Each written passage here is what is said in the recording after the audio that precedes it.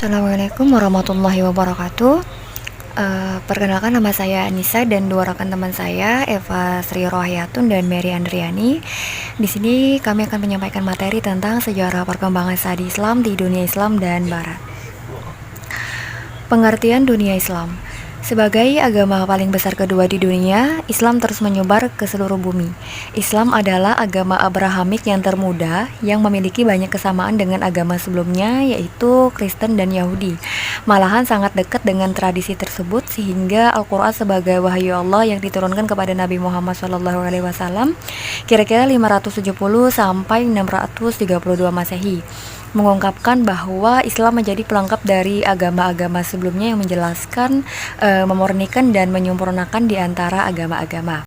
Nabi Muhammad SAW mengajarkan Islam dengan penuh cinta kasih agar dengan mudah dapat diterima oleh bangsa Arab yang notabene memiliki sifat keras.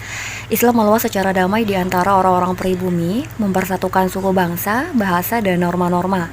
Sebagai agama alami, Islam tidak menumbangkan orang-orang pribumi dari tradisi mereka.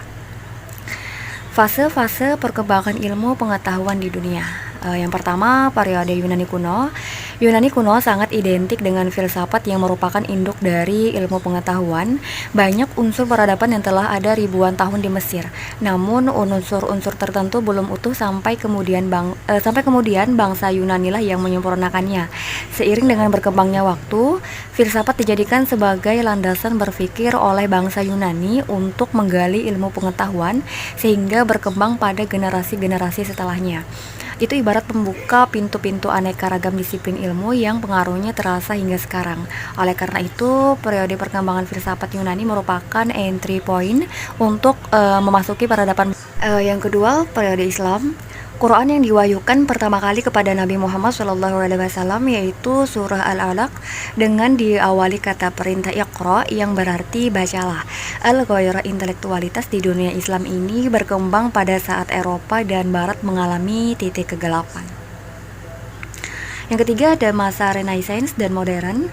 Renaissance merupakan era sejarah yang penuh dengan kemajuan dan perubahan yang mengandung arti bagi perkembangan ilmu. Sains berkembang karena semangat dan hasil empirisisme, sementara Kristen semakin ditinggalkan karena semangat humanisme. Yang keempat, ada periode kontemporer. Zaman ini bermula dari abad 20 Masehi dan berlangsung hingga saat ini. Zaman ini ditandai dengan adanya teknologi-teknologi canggih dan spesialisasi ilmu-ilmu yang semakin tajam dan mendalam. Pada zaman ini, bidang fisika menempati kedudukan paling tinggi dan banyak dibicarakan oleh para filsuf. Mungkin selanjutnya akan dibacakan oleh rekan saya, Saudari Eva Sri Rohayatun. Sekian dari presentasi saya. Terima kasih. Wassalamualaikum. Assalamualaikum warahmatullahi wabarakatuh. Perkenalkan, saya Eva Sri Rohayatun dari kelompok 2. Saya akan melanjutkan presentasi dari rekan saya, yaitu Anissa. Perkembangan studi Islam di dunia Islam. Pertama, fase 450 sampai 700 Masehi yang disebut zaman Platon, yang kemudian diikuti oleh Aristoteles, Euclides, Archimedes, dan seterusnya. Kedua, tahun 600 sampai 700 Masehi disebut sebagai zaman Cina dengan tokoh Xin dan Ai Ching. Ketiga, 750 sampai 1258 yang disebut zaman kejayaan Muslim.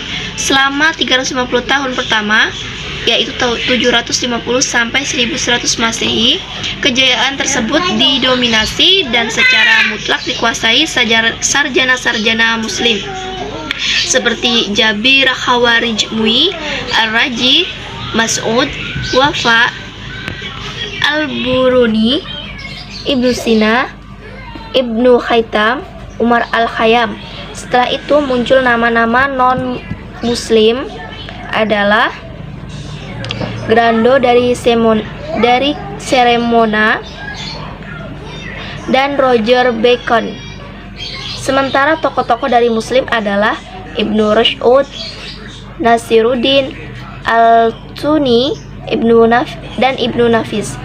Kalau dalam Islam, perkembangan ilmu pengetahuan mencapai kejayaan sekitar abad ke-6 Masehi atau 6 Haji atau 12 Masehi.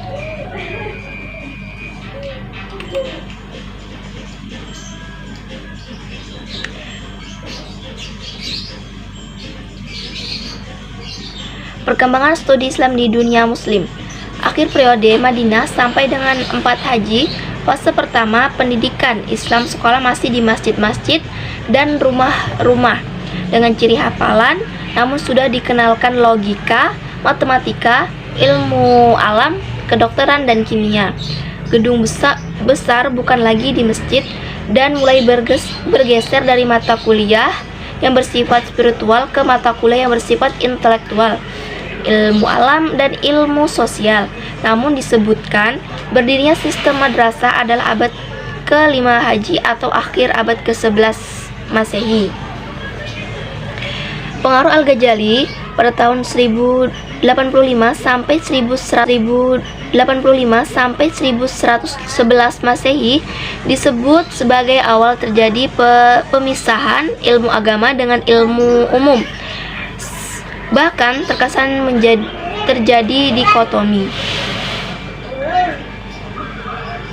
Ada beberapa kota yang menjadi pusat kajian Islam di zamannya, yakni Nisapur, Baghdad, Kairo, Damaskus, dan Yerusalem.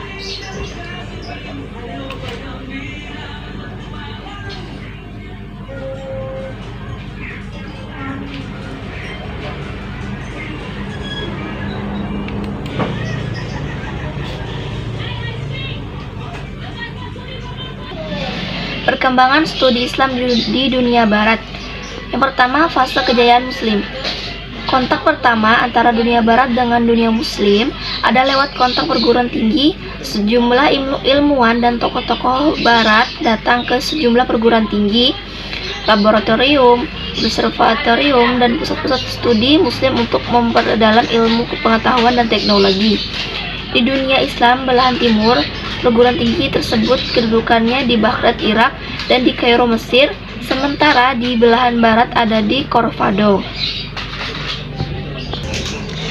Bentuk lain dari kontak dunia Muslim dengan dunia Barat pada fase pertama adalah penyalinan manuskrip Arab karya ilmuwan Muslim ke dalam bahasa Latin sejak abad ke-13 Masehi, sehingga bangkitnya zaman kebangunan Renaissance di Eropa pada abad ke-14 dan terlebih dalam bidang ilmu filsafat hingga lahir aliran skolastik. Sekian dari saya dan selanjutnya akan dilanjutkan oleh rekan saya Mary Andrea. Assalamualaikum warahmatullahi wabarakatuh. Perkenalkan, nama saya Mary Andriani. Di sini saya ingin melanjutkan paparan dari kedua teman saya, Anissa dan Eva Sriroya. Fase runtuhnya Muslim. Selama abad Renaissance, Eropa menguasai dunia untuk mencari mata dagangan, komersial, dan penyebaran agama. Ekspedisi bangsa Eropa, terutama Spanyol, Portugal, Inggris, Belanda, Perancis, dan Italia, yang awalnya hanya berlomba menguasai dan mengamankan sumber komoditas dan memonopoli, lama-kelamaan menjadi kolonialisasi melalui rekayasa kekuasaan. Kedatangan Muslim fase kedua ke dunia Barat, khususnya Eropa Barat, dilatar belakangi oleh dua alasan pokok, yakni yang ke-1 alasan politik, dan kedua alasan ekonomi. Kategori Muslim yang ada di Eropa Barat ada dua, yaitu pendatang atau migran, dan kedua penduduk asli.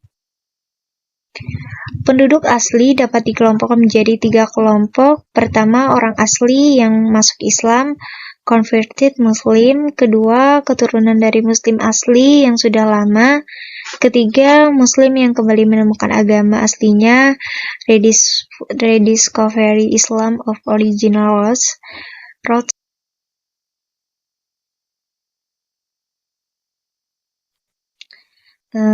Muslim yang tinggal di Eropa Barat dapat dikelompokkan menjadi 4 kelompok. Pertama, confessionals, yakni mereka yang melaksanakan ajaran agama Islam dan menjadikannya bukan hanya sekedar agama, tetapi juga cara hidup dan kehidupan sosial dan budaya. Kedua, believers, yakni mereka yang menerima Islam sebagai agama dan menjadikan ajaran-ajaran yang bersifat prinsip sebagai dasar dalam kehidupan sosial dan budaya tanpa melaksanakan kewajiban-kewajiban agama Islam. Ketiga, liberals, yakni mereka yang attach great value dalam sejumlah aspek dari nilai-nilai etik dan filosofi Islam, tetapi dalam waktu yang bersamaan mereka kritis bahkan menolak sejumlah aspek dalam agama, khususnya dalam kehidupan sosial dan politik. Keempat,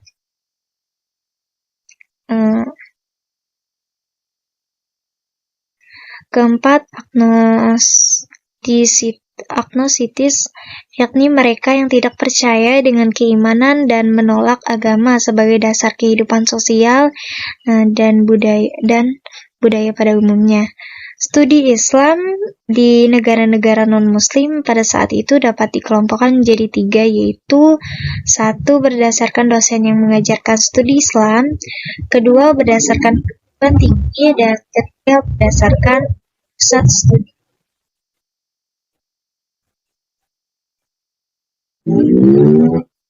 Studi Islam di negara-negara non-Muslim pada saat itu dapat dikelompokkan menjadi 3, yaitu berdasarkan dosen yang mengajarkan studi Islam, berdasarkan perguruan tinggi, dan berdasarkan pusat studi.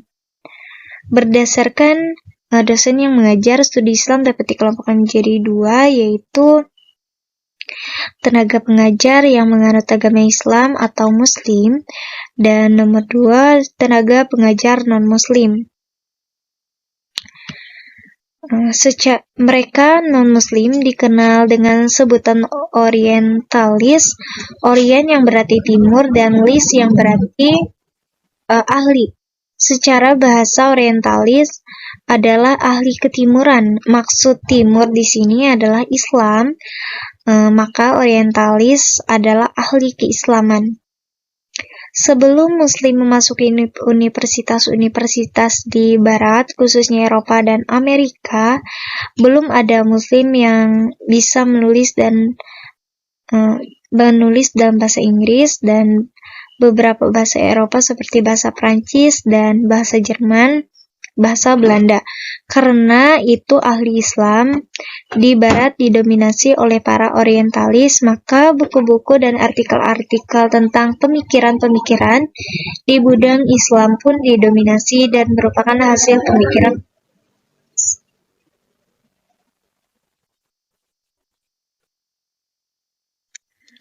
Selanjutnya, menurut Fazlur Rahman, para orientalis dapat dikelompokkan secara umum menjadi 2 kelompok besar di dalam studi bidang Al-Quran, yaitu 1. Misionaris dan 2. Akademik. Maksud kelompok misionaris adalah para sarjana Barat yang ketika mengkaji Al-Quran memakai kacamata ajaran Kristen, bahkan mempunyai misi tertentu, yaitu mereka dengan kajiannya berusaha memperlihatkan kelemahan dan kekurangan Al-Quran. Ilmuwan yang masuk pada kelompok ini adalah Johann Baumann dengan karyanya God on Man's im Korn. 2. Jacques Jammer dengan karyanya Lis Grant Themes do Quran. 3. Kenneth Clark dengan karyanya The Icon of the Quran. Yang 4. Bishop Sani dengan karyanya Muhammad and Else Francis, dan yang 5. Klaus dengan karyanya Muhammad and Jesus.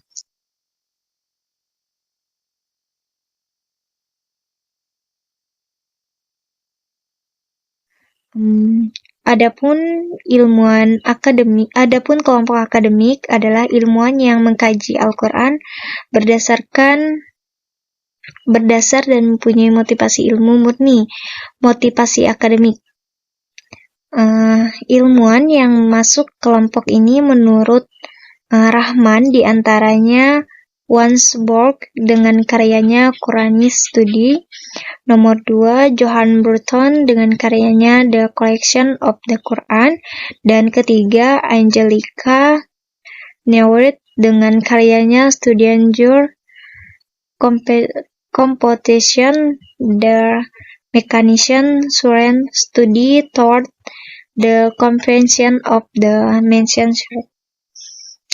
Mungkin sekian penjelasan dari saya. Jika ada salah kata, mohon dimaafkan.